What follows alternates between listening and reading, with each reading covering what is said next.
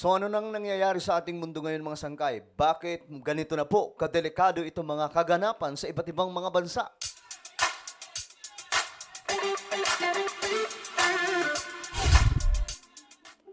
So mga sangkay, meron na naman pong mga bansa na humarap ngayon sa mga matitinding kalamidad na kahalintulad din po sa nangyari dito sa ating bansa. Kaya nga sabi ko po sa inyo mga sangkay, na itong nangyayari ngayon pagdating po sa pagbabago ng klima, ay malala na po talaga ang effect nito sa iba't ibang panig ng mundo, hindi lamang po sa Pilipinas.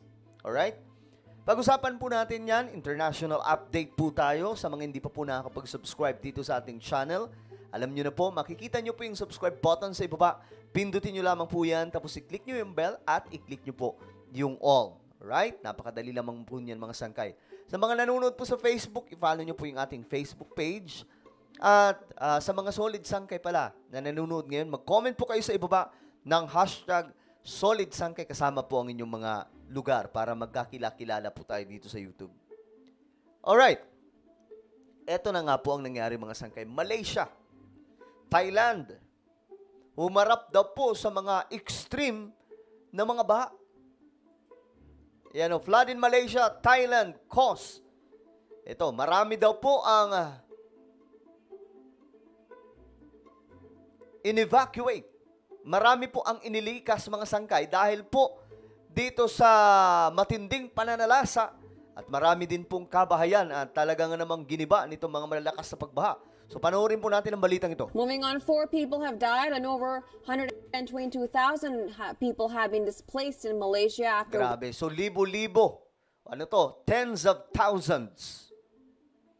People doon po sa Malaysia ang inilikas at nawalan po ng mga tahanan. Worst monsoon floods in years hit the Southeast Asian country. Floods are a common sight on the east coast of peninsular Malaysia between... O ayan mga sangkay, kala nyo sa Pilipinas lang? Hindi po. Maging sa ibang mga bansa, nararanasan po nila itong mga extreme weather.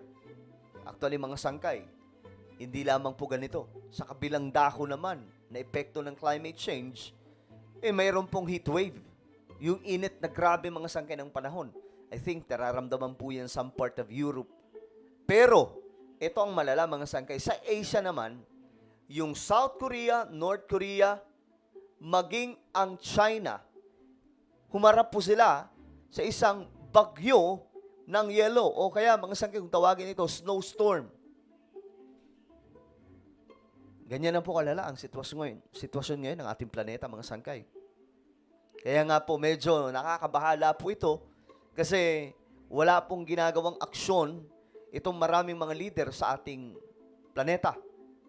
Maliban lamang po kay PBBM kasi si PBBM ngayon, para po sa inyong kaalaman, ang kanya pong goal ay maparami po yung mga renewable energy or renewable power plant na nagkalat sa ating bansa.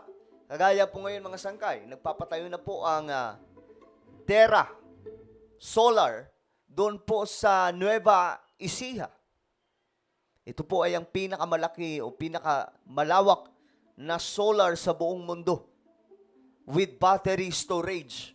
Ito po ay renewable energy para ma-preserve po natin ang ating kalikasan. Kasi what we witness today, guys, ito po ay devastating effect ng climate change. Marami sa atin, binabaliwala lamang po ito mga sangkay. Pero nung tumama na po yung sunod-sunod na bagyo sa Pilipinas, kinabahan, kinilabutan. Matagal na po natin tinuturo yan dito sa YouTube, diba? between October and March, which is the monsoon period.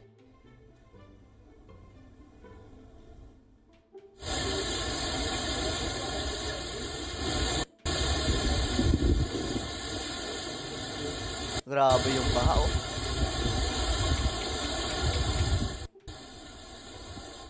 This week's torrential rain has led to mass evacuations, mostly in the northeastern state of Kelantan that borders Thailand.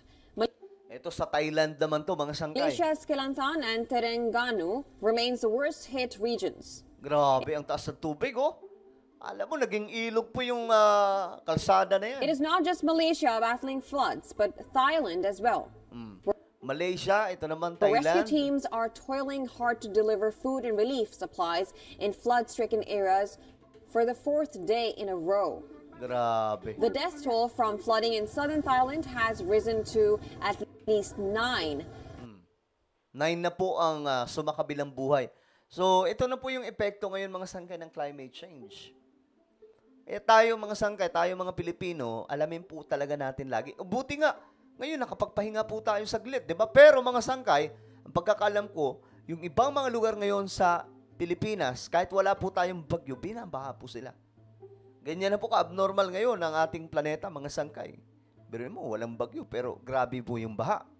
Di ba? Dati, makulimlim lang pag walang bagyo na medyo maulan. Masarap matulog kapag gano'n. Pero ngayon, ibang-iba na po talaga yung panahon. Kaya tayo lagi po natin alamin yung weather natin. Yung pagdating sa weather updates, pag may bagyo, alamin po kaagad natin para masigurado nating ligtas ang ating pamilya. Dahil kapag hindi natin nalaman mga sangkay, sigurado mapapahamak po tayo. 'Di ba? So ayan mga sangkay, alam pa natin itong balita. Talagang tumitindi po itong nangyayari ngayon sa ating mundo. And the Department of Disaster Prevention and Mitigation said on Saturday.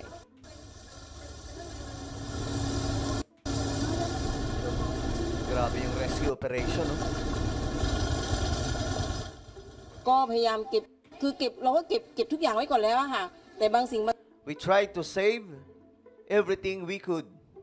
So sinubukan daw po nilang iligtas yung lahat ng kaya nila. Pero yung iba daw po talaga, hindi na po kinaya nila mga sangkay na madala. อย่างที่เรายกไม่ไหวเพราะว่ามันเคยเจอเมื่อปี53ตอนนั้นเรายังอายุ Malala daw po yung pagbaha. Back in 2010, when I was much younger. Pero na-realize daw po niya, ไม่ mga เท่าไหร่ sangkay, แต่นี่มาคืออีก14ปีเนี่ยไม่ไหวแล้ว คือขอภาวนาอย่าให้เหมือนกับ53 mhm. So ayan, mga sangkay, matitindi na po yung pagbaha doon sa Malaysia at Thailand. Grabe itong epekto ngayon ng pagbabago ng klima, no? Malala po talaga mga sangkay. Kaya nga lang, di ko alam kung kakayanin pa po natin ang deadline after po or before 2030. Kasi ang deadline po nitong climate change, mga sangkay, hanggang 2030 lamang dapat magawa na po ng aksyon ng world leaders. Isa sa action nila dyan, kailangan po nilang solusyonan ito mga sangkay sa pamamagitan po ng pag-phase out ng fossil fuel. Paano nila gagawin yun? Babanggain nila yung mga malalaking kumpanya na siyang nagsusupply ng oil na yun lamang po ang kinabubuhay. Yun ang malaking problema. Normal life has come to a standstill in Thailand with no access to basic amenities amid Grabe. floods close to Hindi po yan sa Metro Manila, guys, ha? Sa Thailand daw po yan. 13,000 people have been evacuated to 200 temporary shelters across country's southern provinces.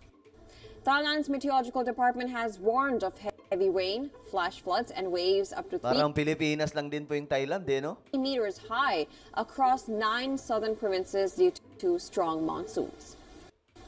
Alright, so yan po ang nangyayari mga sangka international. Ano po ang inyong opinion? Bakit ganito na po ang nangyayari sa ating mundo? I-comment nyo lamang po sa ibaba. Meron po tayong isang YouTube channel. Ito po ay Sangkay Revelation. Dito mga sangkay nag-upload po tayo ng mga video na kapupulutan po ng kaalaman at aral. Hanapin nyo lamang po ito sa YouTube. Kapag nakita nyo na, i-click nyo po yung subscribe, i-click ang bell, at i-click nyo po yung all. Ako na po ay magpapaalam. Mag-iingat pong lahat. God bless everyone.